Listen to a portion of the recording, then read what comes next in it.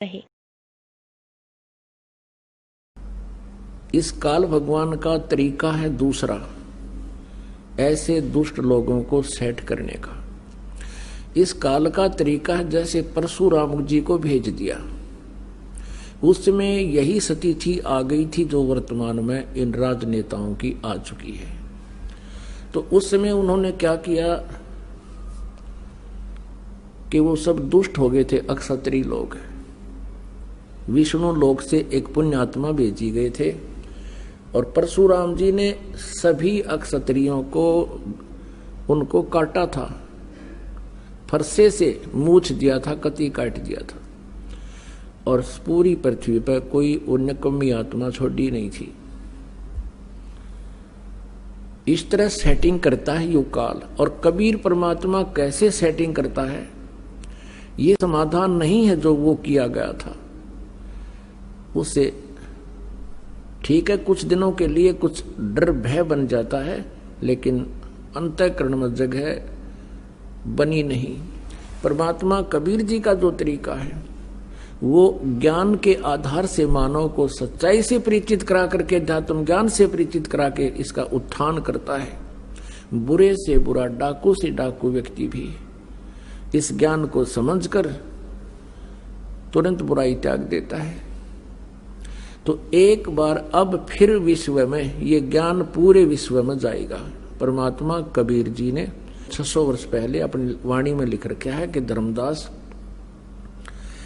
एक समय आएगा कलयुग में पूरे विश्व में मेरी ही पूजा होया करेगी। जो भक्ति करेगा वो तो करेगा मेरी ही, ना करेगा वो अलग बात होगी।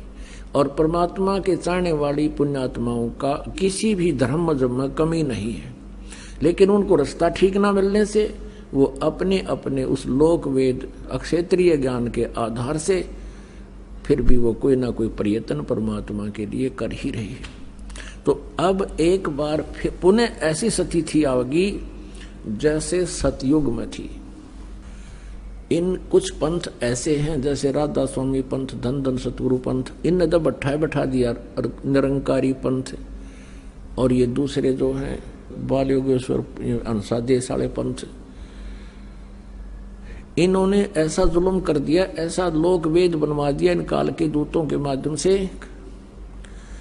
ना तो ये ज्योति लगाने देते घी की, कहते हमने ज्योत नहीं लगानी, हमने तो अंदर ज्योत बालनी है, अंदर ज्योत देखनी है। अंदर ज्योत वो काल है, उसका के देखोगे अंदर की ज्योत का। उसने अर्जुन ने देखी थी वह ज्योत, वो ज्योति निरंजन अर्जुन ने देखा था जब उसने विराट रूप धारण कर दिया, कलेजा पाट गया होता सारा कापा खड़ा खड़ा, और तुम थारती दिखा दिया तो हार्ट अटैक हो जाएगा। धार्मिकता इन पंथों ने नष्ट कर दी। ये कहते हैं ना धर्म करना, ना दान करना, ना कोई जोत लानी, ना कोई अवन पाठ करना, बस के करना समाधि लाना 2.5 घंटे सुबह 2.5 घंटे शाम, और ये 5 नाम जाप करना, निरंकार ओंकार ज्योत निरंजन सोहम और सतनाम, अकाल मूर्त शब्द स्वरूपी राम और सतपुरख। ये बकवाद गढ़ रखी सारी, ये यूजलेस नाम है, इनका कोई मंत्र कहीं अस्तित्व नहीं है। वो परमात्मा के पाने के मंत्र भी ठीक नहीं इनके। पहले हम विशेषकर हिंदू समाज में प्रत्येक के घर में ज्योत जला करती घी की।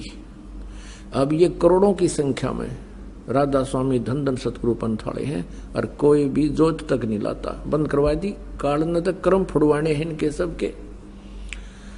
गीता जी अध्याय नंबर 3 में श्लोक नंबर 10 से लेकर 15 तक स्पष्ट किया है कि सभी प्राणियों की 14-15 में, अध्याय नंबर 3 के 14-15 में किया कि सभी प्राणियों का शरीर अन्न से उत्पन्न होता है, अन्न वर्षा से होता है, वर्षा यज्ञ से होती है, और यज्ञ शास्त्र अनुकूल साधना से होते हैं, और यहाँ शास्त्र अनुकूल कर्मों से यथार्थ यानी सही यज्ञ उससे होती है।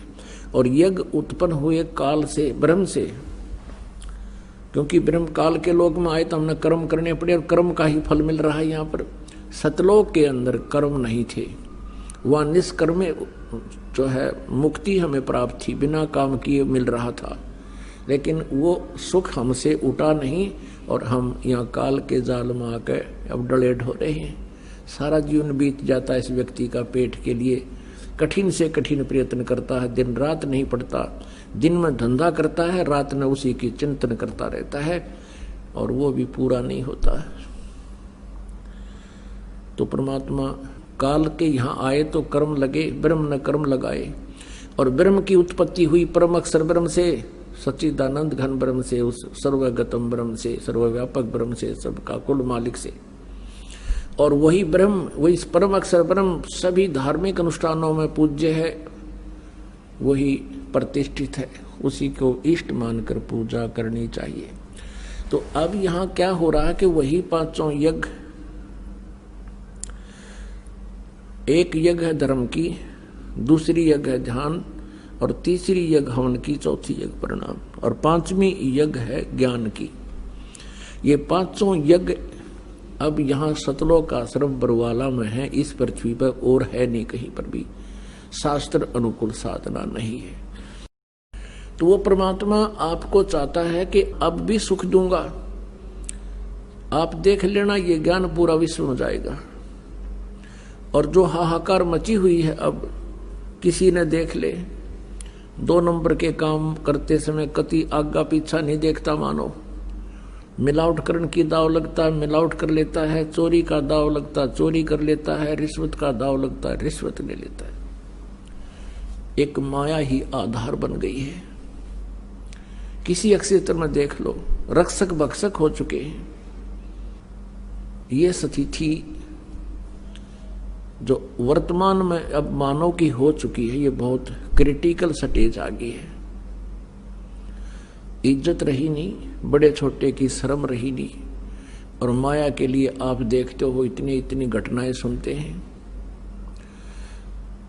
जब मंत्री, मुख्यमंत्री, प्रधानमंत्रियों को भी और जजों को भी ये कहा जा रहा है कि इनमें भी कुछ व्यक्ति घने भ्रष्ट हो चुके हैं, फिर आम जीव कैसे जीवेगा? उसको क्या आधार रह गया फिर जीने का?